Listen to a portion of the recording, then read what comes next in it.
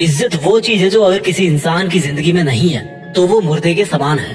अगर आपको बिना कुछ कहे, बिना किसी से मांगे इज्जत पानी है तो इसके दो बहुत ही कॉमन रास्ते हैं। उनमें से अगर एक आपके पास में है तो आपको इज्जत किसी से मांगना नहीं पड़ेगा, बल्कि लोग आपकी देखते ही इज्जत करेंगे। और दोनों चीजें हैं पैसा और पावर। अगर आपके पास में पैसा है और पावर है, अच्छा जॉब है, ऊंची पोजीशन पे हो आप, तो आपको इज्जत मांगना नहीं पड़ेगा, आपको इज्जत अपने आप मिल जाएगी। लेकिन मैं मान के चल रहा हूँ कि आपके पास में ना तो नाम है और ना ही आप बहुत बड़े फेमस इंसान हो। और जब आपके पास में ना तो पैसा हो और ना ही एक हाई लेवल वाला या पावरफुल जॉब हो, उसके बाद भी आप कैसे इज्जत कमाएं? आप किस तरह से अपनी पर्सनैलिटी बनाएं कि आपको अपनी जिंदगी में कभी इज्जत पाने के लिए किसी के सामने गिड़गिड़ाना ना पड़े, आपको अपने आप इज्जत मिले और लोग आपका कहा माने।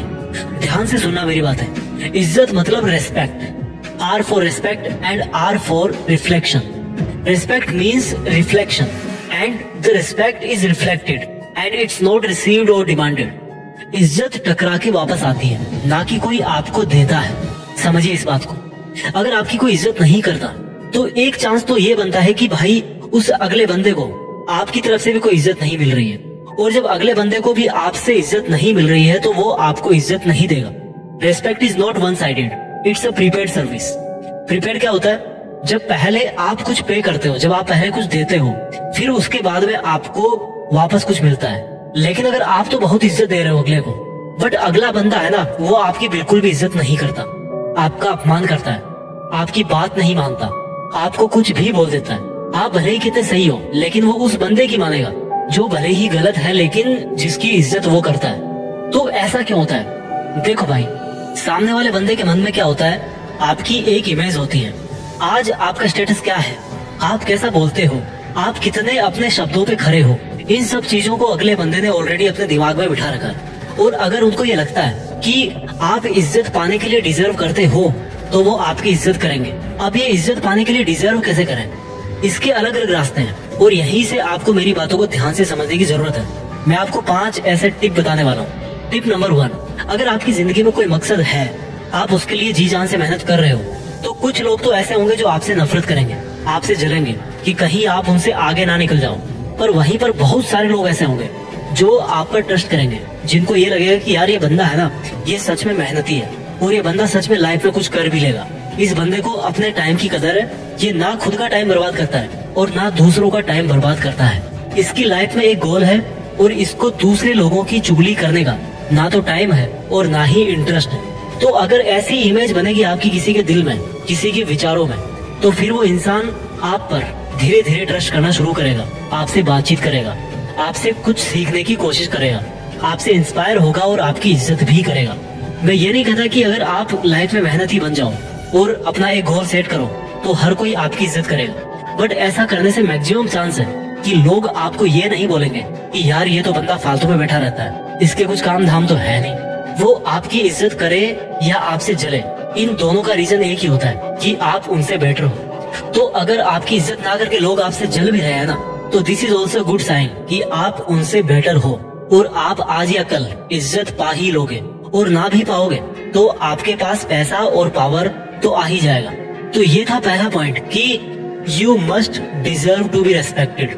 टिप नंबर 2, ये टिप उन लोगों के लिए है जिनको अपने परिवार में इज्जत नहीं मिल रही, अपने फ्रेंड सर्किल में इज्जत नहीं मिल रही, अपने प्यार से इज्जत नहीं मिल रही। लोग इस बात से दुखी रहते हैं कि यार मेरा भाई मेरी बात नहीं मानता, मेरे पापा मेरी बात नहीं मानते, मेरा प्यार मेरी बात नहीं मानता, मेरी पत्नी या मेरा पति मेरी बात नहीं मानता। और इस बात को वो इतना दिल पे ले लेते हैं कि उनको बात बात पर यही फील होता है कि यार सच में मेरी कोई वैल्यू नहीं है, मैं अपनी जगह सही हूँ, बट मेरा भाई, चाचा, सिस्टर, पति, पत्नी, बॉयफ्रेंड, गर्लफ्रेंड, कोई मुझे नहीं समझ रहा और कोई मेरी बात मानने को तैयार नहीं है। अगर आपके साथ में भी ऐसा हो रहा ना, तो इसका सबसे बेस्ट सॉल्यूशन है कि उस रिश्ते को थोड़ा सा सांस लेने दीजिए, थोड़ा सा ढील दीजिए उस रिश्ते में। इतना कस के मत पकड़िए किसी का हाथ कि आपका हाथ उसके हाथ पे चुभने लगे।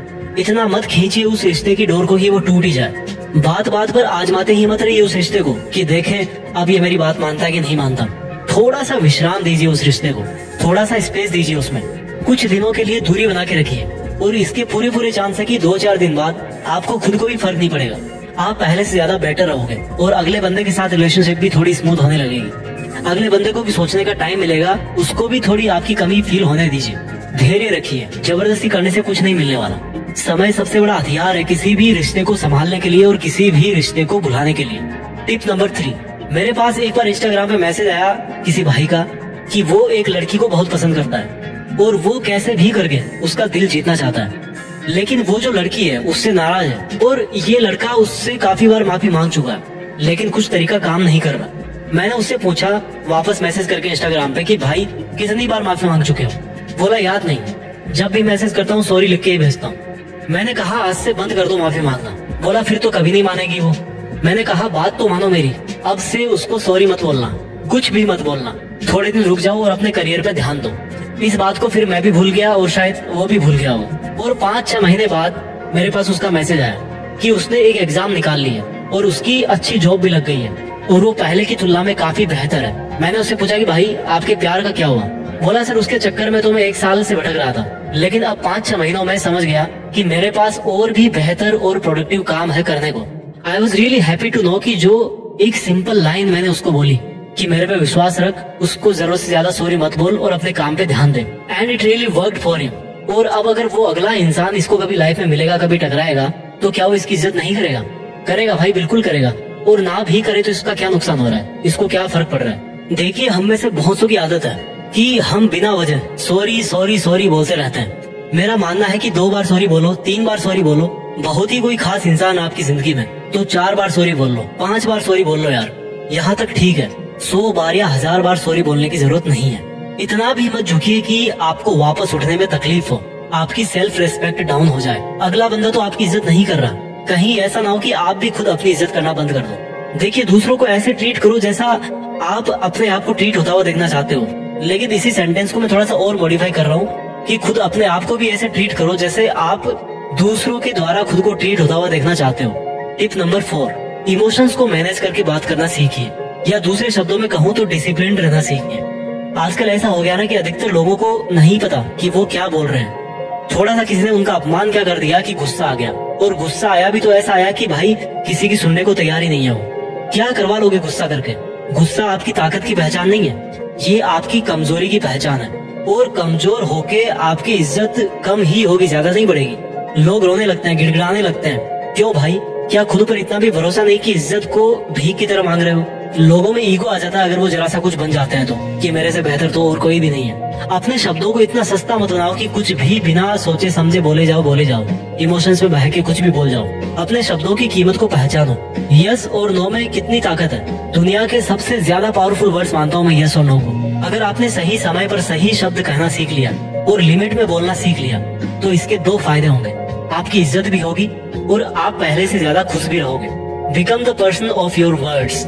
जो शब्द बोल दिया ना आपने, आपको पता होना चाहिए कि आपने क्या बोला है, और आप गलत तब नहीं बोलोगे जब आप थोड़ा सा लंबा सोच के बोलोगे। यानी कि आज आपके बोले हुए शब्दों से आपके आगे आने वाले 10 साल पे क्या असर पड़ने वाला है, आपके लॉन्ग टर्म रिलेशन पर क्या असर पड़ेगा।